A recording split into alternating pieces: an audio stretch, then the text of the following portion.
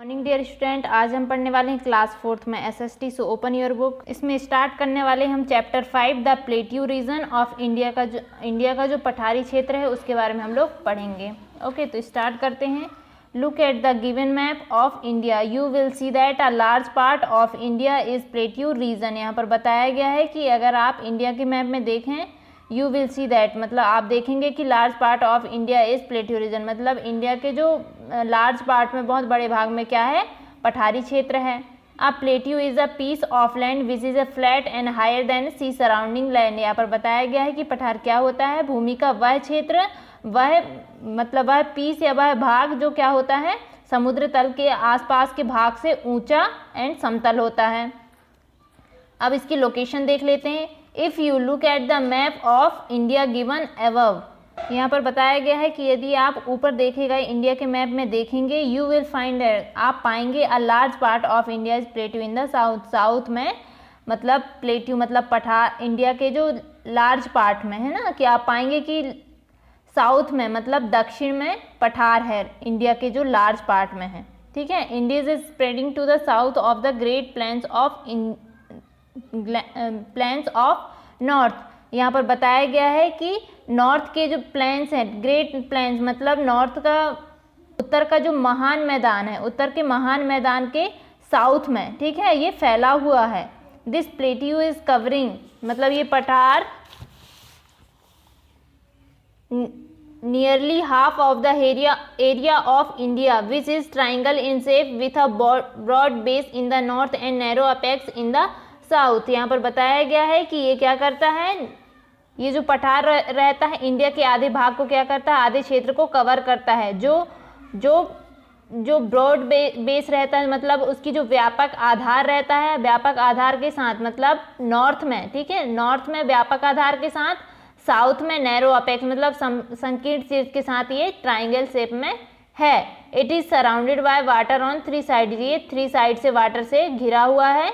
Okay, hence it is called peninsular plateau, इसीलिए इसे बोला जाता है पेनिनसुलर प्लेट्यूज मतलब प्रायद्वीपीय पठार बोला जाता है। It is made up of ancient igneous and metamorphic rocks, और क्या करता है ये, एंशिएंट अग्नेज और जो एंशिएंट अग्नेय मतलब प्राचीन जो अग्नेय और जो मेटामॉर्फिक चट्टानें रहती हैं वो बनाते हैं।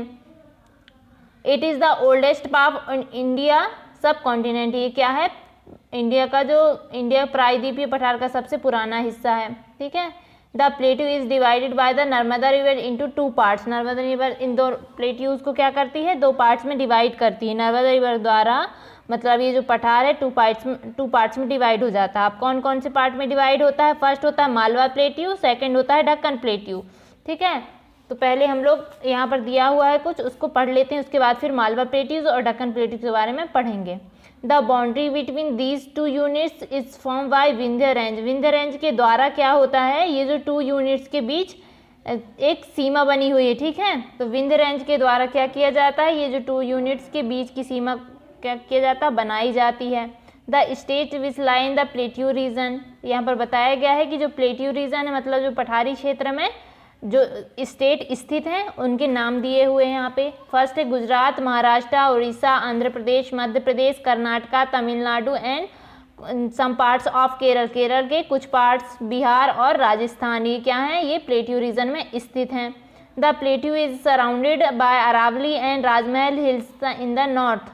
जो प्लेट्यू ये जो पठार होता है, पठार है वो क्या होता है, नॉर्थ में जो राजमहल हिल्स है और जो अरावली द्वारा घिरा हुआ है। The plateau region is very large, जो प्लेट्यू रीजन है जो पठारी क्षेत्र है बहुत ही बड़ा है, बहुत ही लार्ज है। Therefore is understand it is better let us read about the parts given ahead. यहाँ पर बताया गया है कि इसीलिए इसको समझने के लिए हम इसके बारे में, इसके जो 2 पार्ट्स दिए हुए हैं उसके बारे में हम लोग डिटेल से समझेंगे। फर्स्ट दिया है मालवा प्लेट्यू। अब मालवा प्लेट्यू क्या है, कहाँ पर है, इसके बारे में हम लोग पढ़ेंगे। The western part of the central highlands, जो मध्य जो हाईलैंड्स है, हाईलैंड्स का जो वेस्टर्न पार्ट्स है उसको हम लोग मालवा प्लेट्यूज के रूप में जानते हैं। ठीक है, जो सेंट्रल हाईलैंड्स का जो वेस्टर्न वाला पार्ट है मतलब पश्चिमी पार्ट जो पश्चिमी भाग जो है उसको हम लोग मालवा प्लेट्यूज के रूप में जानते हैं। And further eastwards are the Bundelkhand and Baghelkhand plateaus in Uttar Pradesh, और उत्तर प्रदेश में बघेलखंड और बुंदेलखंड के मतलब इसके आगे, ठीक है, इसके पूर्व में आगे, मतलब यहाँ पर ये एंड हो जाता है ना, कि मतलब इसके जो हाईलैंड्स है, सेंट्रल हाईलैंड्स का जो वेस्टर्न पार्ट्स को हम लोग मालवा प्लेट्यूज के रूप में जानते हैं, और इसके पूर्व में आगे, ठीक है, ईस्ट वर्ड्स मतलब पूर्व की ओर है ना, इसके आगे पूर्व की ओर जो उत्तर में जो बघेलखंड प्लेट्यूज है, मतलब बघेलखंड जो पठार है और बुंदेलखंड पठार है इसके पूर्व के आगे में, ठीक है। एंड छोटा नागपुर प्लेट्यूज इन झारखंड, और छोटा जो नागपुर है, छोटा नागपुर कहाँ है, ये झारखंड में है, ठीक है। छोटा नागपुर का जो पठार है वो झारखंड में है। This plateaus is surrounded by the Aravalli range, और ये जो दिया हुआ है, ये जो पठार दिया हुआ है वो अरावली रेंज द्वारा घिरा हुआ है।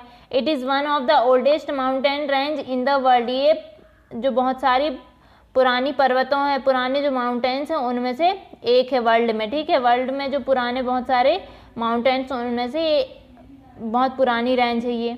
The Malwa plateaus is drained by the rivers Chambal, Sindh, Son and Damodar. जो यहाँ पर रिवर्स दी हुई हैं, चंबल, सिंध, सोन और दामोदर, ये मालवा प्लेट्यूज को क्या करती हैं, ये निकाल देती हैं वहाँ से, ठीक है, वहाँ से निकलती हैं नदी द्वारा, जो रिवर्स के नेम दिए हुए हैं।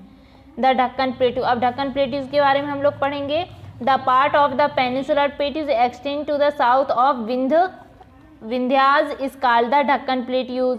ढक्कन प्लेट्यूज कहाँ पर, ये बताया गया यहाँ पर कि विंध्य के साउथ तक, ठीक है, विंध्य के साउथ तक फैले हुए जो पेनिनसुलर प्लेट्यूज के जो भाग रहता है उसे बोला जाता है Deccan plateaus. The western edge of the Deccan plateaus is called the western Ghat. जो यहाँ पर ढक्कन प्लेट्यूज के जो वेस्टर्न एजेस है, मतलब जो पश्चिमी भाग हैं, पश्चिमी जो किनारे हैं, उनको बोला जाता है वेस्टर्न घाट्स, ठीक है। The highest peak of the peninsular reason, जो पेनिनसुलर रीजन रहता है, प्रायद्वीपीय जो क्षेत्र रहता है, कि जो सबसे ऊंची चोटी एनलमुडी, ठीक है, यहाँ दिया हुआ है एनलमुडी, जो समुद्र तल से कितने ऊपर 2695 metres, is situated in the state of Kerala, ये केरल के स्टेट में स्थित है, केरल स्टेट में स्थित है। It is the highest peak of the Annamalai hills, ये अन्नामलाई हिल्स की सबसे ऊंची चोटी में है, ठीक है, ऊंची चोटी है, अन्नामलाई हिल्स की सबसे ऊंची चोटी है। द ईस्टर्न एजेस ऑफ ढक्कन plateaus is mark by the eastern Ghats, यहाँ पर बताया गया है कि जो ढक्कन प्लेट के जो ईस्टर्न एजेस मतलब पूर्वी किनारों को क्या ईस्टर्न घाट द्वारा चिन्हित किया जाता है, मार्क मतलब चिन्हित करना। अनलाइक द हिमालयाज, हिमालयाज के विपरीत, which have the soft lofty peaks, the hills of the peninsular region are low and do not have high peaks, ठीक है। यहाँ पर बताया गया है कि जो यहाँ पर क्या होती हैं, ऊंची ऊंची चोटियाँ हैं। The hills of peninsular reason, peninsular reason के जो पेनिनसुलर रीजन की जो पहाड़ियाँ हैं बहुत ही नीची, और वहाँ पर मतलब कोई भी डू नॉट हैव हाई, वहाँ पर कोई भी हाई पीक्स या कोई हाई चोटी नहीं है।